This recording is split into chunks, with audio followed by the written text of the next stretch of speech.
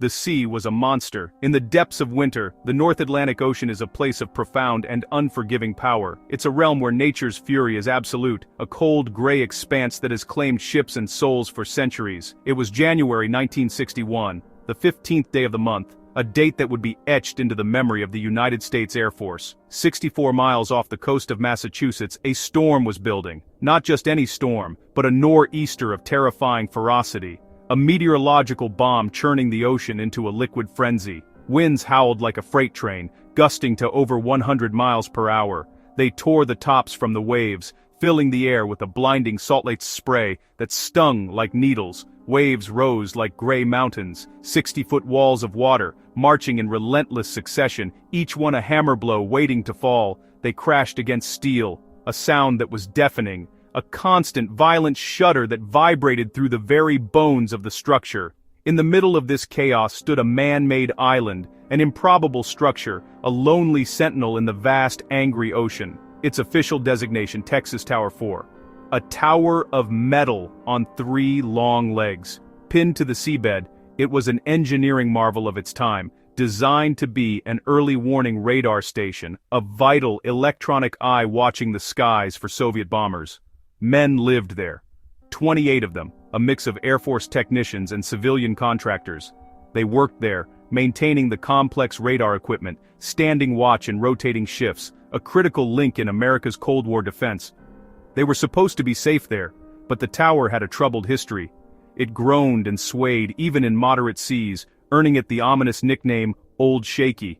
Months of storms had already weakened its foundations, but on this night, Texas Tower 4 was the worst place on Earth to be stranded. Evacuation had been attempted, then aborted. The men were ordered to ride out the storm. They were trapped, a tiny outpost, alone, about to be swallowed by the ocean.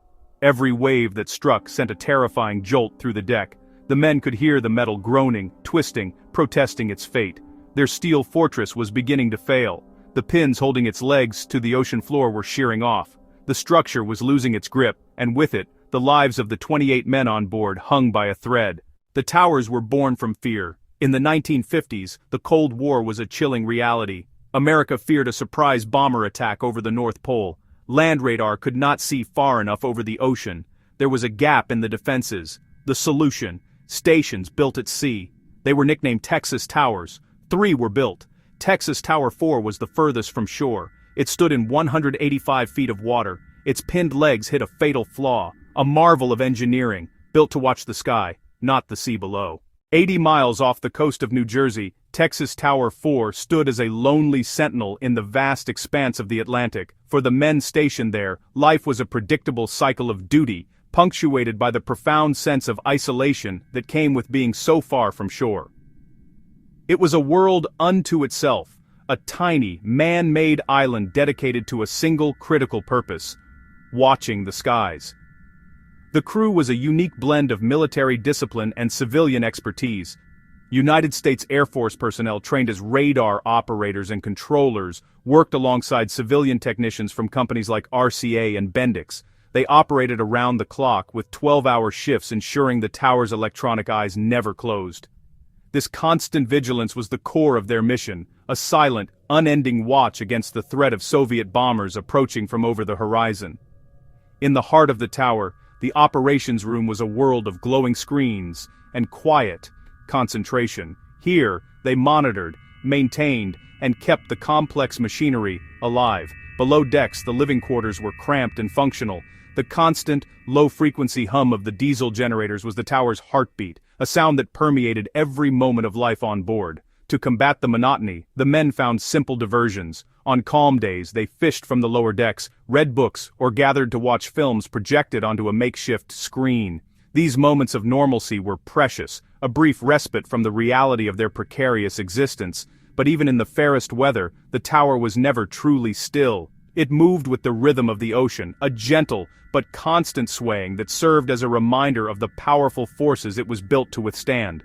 When the wind picked up and the seas began to rise, the tower's movements became more violent. It would shudder and groan, the sounds of straining steel echoing through the structure. On deck, everything that could move was tied down. During squalls, loose items would rattle and clang, a chaotic symphony against the howl of the wind. It was this constant, unnerving motion that earned the tower its nickname, Old Shaky. The nearest land was just a distant, hazy line on the horizon, a world away. The men trusted the engineering, they trusted their mission, and, most of all, they trusted each other. But as the months wore on and the tower endured storm after storm, a quiet unease began to grow. The groans seemed deeper, the vibrations more pronounced. They were living a life on the very edge of the known world, acutely aware that their survival depended entirely on the integrity of the steel beneath their feet. The trouble began with the weather reports. A powerful nor'easter was forming, stronger than most. The crew prepared, hatches sealed, gear secured, comms checked. Hurricane Donna had already weakened the structure. Bolts were loose, bracings were tired, repairs were temporary. By January 14th, the shudder grew violent. Water crashed over the decks. The sound was deafening. The tower twisted, lurched, then snapped back. Evacuation failed. Ships couldn't approach. Helicopters were grounded. The crew was trapped. Radio calls grew anxious. Loud impacts thudded from below. The storm wasn't passing by. It was tearing the tower apart. By the evening of January 15th, the nor'easter had reached its terrifying peak. For hours, the storm had relentlessly assaulted Texas Tower 4. Now, winds screamed past 125 miles per hour, a Category 3 hurricane-force gale that the structure was never designed to withstand. The men aboard had been living on a knife's edge for days, feeling the constant, violent shudder of the platform beneath their feet. They were a skeleton crew of Air Force personnel and civilian technicians, sent back to the tower to attempt critical repairs and keep the radar operational. They were isolated, surrounded by an endless expanse of furious ocean, and they knew the danger they were in.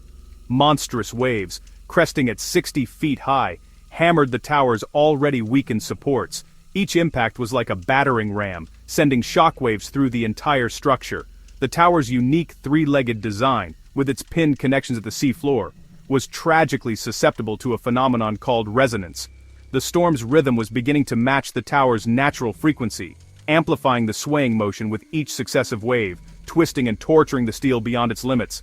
The tower wasn't just shaking anymore, it was lurching. The rhythmic swaying had given way to unpredictable, violent jolts. On the platform, men struggled to keep their footing, grabbing onto whatever they could.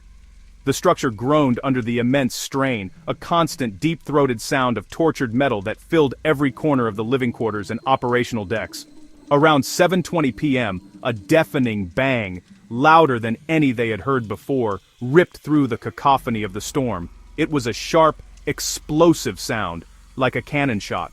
A civilian maintenance man, tasked with monitoring the tower's integrity, knew instantly that this was something new, something catastrophic. He grabbed a flashlight and made his way out onto a lower deck to investigate. What he saw was a death sentence. In the sweeping beam of his light, there was only black, churning water where one of the three main support legs should have been. It was gone, completely torn away from the underside of the platform. The massive steel structure had been ripped apart, leaving a gaping, jagged wound. He scrambled back to the radio. His voice, strained with terror, cut through the static. He called it in to the operations center. "The tower is breaking up." On the other end, his colleagues tried to calm him, their voices steady but laced with an unspoken dread. They knew the horrifying truth. In this storm, no ship could reach them, no helicopter could fly. They were utterly alone. The loss of one leg was the beginning of the end. The tower's entire weight, an acre of steel and equipment, was now precariously balanced on the remaining two supports. They were instantly and catastrophically overloaded. A chain reaction began, fast, brutal, and unforgiving. The sound was unimaginable. Metal shrieked as cross braces buckled under the impossible new stresses. Bolts, thick as a man's arm, popped like rifle shots, their heads shearing off and flying into the darkness. The remaining legs began to twist and bend. Inside, chaos erupted. The deck tilted sharply, sending men and equipment sliding across the floor. Then, the lights flickered and failed, plunging the entire platform into darkness, save for the emergency battle lanterns and the strobing flashes of lightning outside. Then came a final, horrifying lurch. With a deep, guttural roar, the remaining supports gave way. The entire structure, once a beacon of technology standing proud against the sea, toppled over and began its plunge into the icy Atlantic. The last transmission came at 7:30 p.m. It was not a word, but a sound, a brief, unintelligible cry, cut short by a burst of static. Then, silence. On the radar screens of shore stations monitoring the tower, the solid, unwavering blip that was Texas Tower 4 flickered once, and then vanished. An acre of steel, the living quarters, the advanced radars, and 28 souls were gone, swallowed by the sea. The entire collapse, from the first panicked radio call to the final silence, took less than 10 minutes. 10 minutes of abject terror, and then an endless, empty silence on the surface of the water. At first light, the search began. They found wreckage, an empty raft, life jackets, shattered radomes. Of the tower itself, almost no trace. The structure lay 185 feet down. 2 men were recovered, civilian engineer Donald O'Brien and Staff Sergeant Troy Williams. 26 were never found. After 2 weeks, the search ended. 14 airmen and 14 civilians declared dead, their names remembered. The ocean kept its secrets. Investigations began. Air Force and Congress. A grim picture of catastrophic failure emerged. The pinned leg design was the primary flaw. Borrowed from calmer Gulf rigs, it wasn't built for the Atlantic. Constant vibration shook it apart. Old shaky, literally. Storm damage and temporary fixes left it marginal. When one critical support failed, collapse was swift. Investigators blamed design and circumstance, not the crew. The other Texas towers were shut down and dismantled. The disaster reshaped offshore design, materials, and maintenance standards. Its lessons echo in safer platforms at sea today. Above all, it honors the people who stood their lonely watch. Their sacrifice was not in vain. Today, the site is just coordinates on a chart. The twisted remains lie below, a silent tomb. On shore, their names endure, in stone and in memory. The ocean teaches humility. We remember the 28 and the lessons from the deep.